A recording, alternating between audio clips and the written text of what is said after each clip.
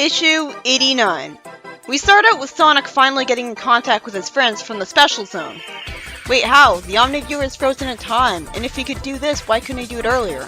Anyways, after some recap for the audience, though at least recap seems better disguised in Fleetway because it makes sense that the characters are naturally saying in the dialogue.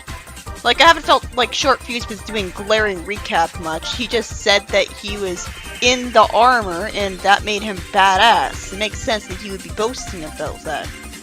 Amy says after all of this, that they'll have to manage without Sonic's help for longer. How did they get this far? Espio says that he's got the Black Asteroids map on screen, and explains that all that's left of the biggest gemstone mine on Mobius are tunnels, and Sonic sees that one tunnel is the only way in.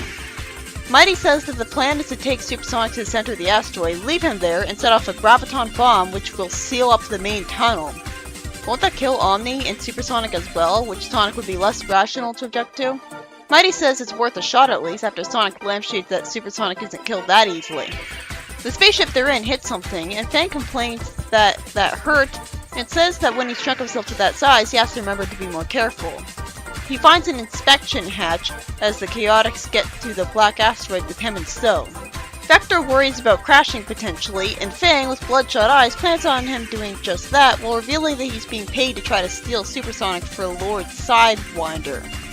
Then Fang shows himself, with one of the Chaotix saying, "Look out, he's up to something!" and he shrinks them with his shrink ray he had before, using it as a Chekhov's gun. The spaceship crashes in the Black Asteroid, and Fang wishes that he'd waited until it was parked first.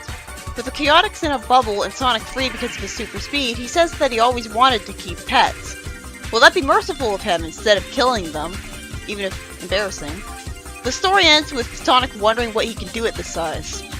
The next story starts out with the sheriff firing his deputy for letting Knuckles almost get illegally hanged by a mob.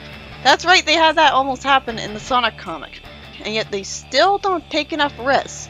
It still feels way too safe, predictable, and basic, and status quo is God, hence why they killed off Brutus so easily. That's not consistent. After the Rooster guy smartly leaves town, Knuckles reveals to the Wild West Bar that he was made deputy until he would find out who's been trying to kill the Rooster. How did he know Cheeto the Rabbit was the one to ask for? Either way, he punches the gun away from him, which makes it land in beer and spill on a guy, making him punch the wrong guy, blaming him for it, and a fight breaks out in the bar involving way more people than would be logical at all. I guess it's full of people who have huge grudges against each other. Knuckles throws Cheeto out of the window and gets the information out of him that Crouch left town to go after Rooster himself. Wait, his name's literally Rooster? That's worse than funny. How lazy were his parents? In the next story, the heroes are outnumbered by robots, and it's Johnny who has the Captain Obvious moment for once and not Tails, who isn't allowed to be useful as he wastes time talking to the Badnik and gets sent out of the sky by it. Then Amy gets kidnapped by a flying Badnik, and Tails says that the fall took flying out of him for a while. I hope that's a censored way of saying that his tails were injured, as an actual consequence to something bad happening for once.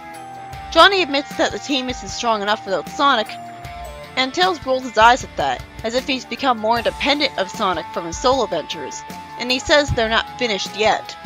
Amy gets freed from the Badnik's clutches by a laser shot from, who else, Short Fuse. Why'd she even question who could have saved her? After Short Fuse has one easily skippable text box that wastes Amy's time recapping how he feels about Badniks, which she doesn't even lampshade that she already knows that, Johnny asks why he had to pick freedom fighting as a career. Yeah, why did he? Maybe that was a mistake. Tails asks because he wanted to meet more interesting people? Fortunately, Short Fuse does get convinced to stick around with the heroes this time and join them, because Sonic's not there. And he says he'll join them until they bring Eggman down. Yeah, right. The first two stories were by Nigel Kitchen. The first story has the Chaotix try to go in the spaceship to a black asteroid that was somehow also a mine on Mobius. On Mobius? When it's in the space of the Special Zone. So, huh? I guess it got teleported to the Special Zone. But if it's an asteroid in space, how could it be on Mobius? Anyways, they plan to put Supersonic in the center and blow him up with a bomb, and Sonic doesn't object to them destroying Omni and him with it at all. Then Fang shrinks them all. In the second story, Knuckles finds out that the person who wanted to kill Rooster is leaving town to go after him. And in the third story, Short Fuse joins the Freedom Fighters when Sonic's not there, And sadly, this is also the first issue where I really start to notice how he unnecessarily recaps that he's a person put in a badnik, which feels stupid when he's recapping to people who know that already. It's moments like these where I actually miss how Flynn would put condescending name tag text boxes over characters, because something like short fuse, free will, badnik hero would save us a lot of worthless dialogue from Disco Omega over here. Though Omega under Flynn had way more entertaining lines about wanting to destroy robots and prove his power, being a pyromaniac, and dismissing robots as outdated compared to him, and Short Fuse is just the regular guy who hates badniks even more than Sonic does.